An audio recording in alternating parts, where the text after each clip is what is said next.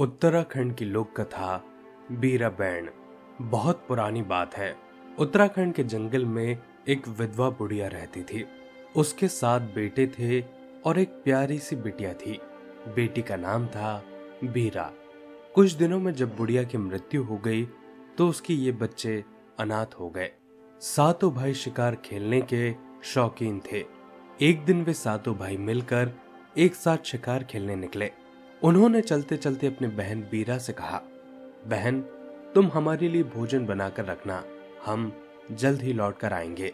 भाइयों के जाने के बाद झोपड़ी में बीरा अकेली रह गई। बीरा ने आग जलाकर खीर बनाना शुरू कर दिया। थोड़ी देर के बाद खीर उबलकर चूल्हे में ही गिर गई। इससे आग बुझ गई।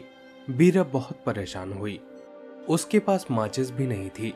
वह आग कैसे जलाती? उसके आसपास कोई घर भी नहीं था। वह आग कहां से मांग कर लाए? वह अपनी झोपड़ी से निकलकर जंगल में कुछ दूर निकल गई। देखने लगी कि कोई घर मिले तो वहां से आग मांग ले। चलते चलते उसे एक बड़ा सा मकान दिखाई दिया। उसने मकान के सामने जाकर दरवाजा खटखटाया। दरवाजा एक औरत ने खोला। औरत ने बीरा को देखकर कहा, तुम यहां से चली जाओ, यह राक्षस का घर है, वह कभी भी आने वाला है, तुम्हें देखेगा तो तुम्हें खा जाएगा। बीरा ने कहा, बहन मुझे थोड़ी सी आग चाहिए, खाना बनाना है, बड़ी जोर की भूख लगी है। वह औरत राक्षस की पत्नी थी, लेकिन जब बीरा ने उसे बहन कहा तो उसे बीरा पर दया आ गई। उसने बीरा को जल्दी से थोड़ी सी आग दे दी और उसने उसे चौलाई भी दी और कहा, यहां से तुम जल्दी निकल जाओ। ऐसा करना कि रास्ते में चौलाई के दाने गिराती जाना। जहां 2 रास्ते मिले वहां के बाद चौलाई मत गिराना, इससे राक्षस रास्ता भटक जाएगा और तुम्हारे घर तक नहीं पहुंच सकेगा। याद रखना, इस चौलाई को अपने घर मत ले जाना, नहीं तो राक्षस वहीं पहुंच जाएगा। बीरा अपने साथ चौलाई ले गई और उसके दाने रास्ते में गिराते गई। वह जल्दी जल्दी जा रही थी। वह राक्षस की पत्नी की बात भूल गई। उसने पूरे रास्ते पर चौलाई के दाने गिरा दिए। कुछ दाने वह अपने घर तक भी ले आई। जब राक्षस अपने घर पर लौटकर आया तो उसे मनुष्य की गंध आने लगी। वह समझ गया कि आज जरूर कोई मनुष्य मेरे घर आया है। उसने अपनी पत्नी से पूछा, आदमी की गंध आ रही है, क्या कोई आदमी हमारे घर आया था? उसकी पत्नी ने कहा, नहीं तो, यहाँ तो कोई नहीं आया। राक्षस ने अपनी पत्नी को पहले तो खूब डांटा, फिर मारना पीटना शुरू कर दिया। डर के मारे उसकी पत्नी ने राक्षस को बीरा के आने की बात बता दी। बात सुनते ही राक्षस बीरा की तलाश में निकल पड़ा।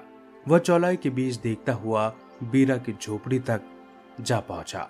झोपड़ी में बीरा अकेली थी। तब तक उसके भाई घर नहीं लौटे थे। उसने अपने भाइयों के लिए खाना बनाकर 7 थालियों में परोस कर रखा था। राक्षस को देखकर वह बहुत डर गई और पानी के पीपे में जाकर बैठ गई। राक्षस ने सारा खाना खा लिया। इसके बाद वह पानी पीने के लिए पीपे की ओर गया। सारा पानी पीने के बाद उसने पीपे में बैठी बीरा को पकड़ लिया। वह बीरा को जीवित ही निगल गया। खा पी कर राक्षस झोपड़ी के दरवाजे पर सो गया, क्योंकि उसे बहुत जोरों से नींद आ रही थी। जब बीरा के भाई वापस लौटकर आए तो उन्होंने राक्षस को दरवाजे पर सोता हुआ पाया। उन्होंने देखा कि बीरा घर में नहीं है। वे समझ गए कि जरूर इस राक्षस ने हमारी बहन बीरा को खा लिया है। उन्होंने तुरंत राक्षस के हाथ पैर काट डाले, फिर उसका पेट फाड़ दिया। राक्षस वहीं मर गया और उसके पेट से बीरा बाहर निकल आई। इसके बाद वे भाई बहन सुखपूर्वक रहने लगे। अब जब भी वे बाहर जाते तब कोई न कोई बीरा के पास जरूर रह जाता।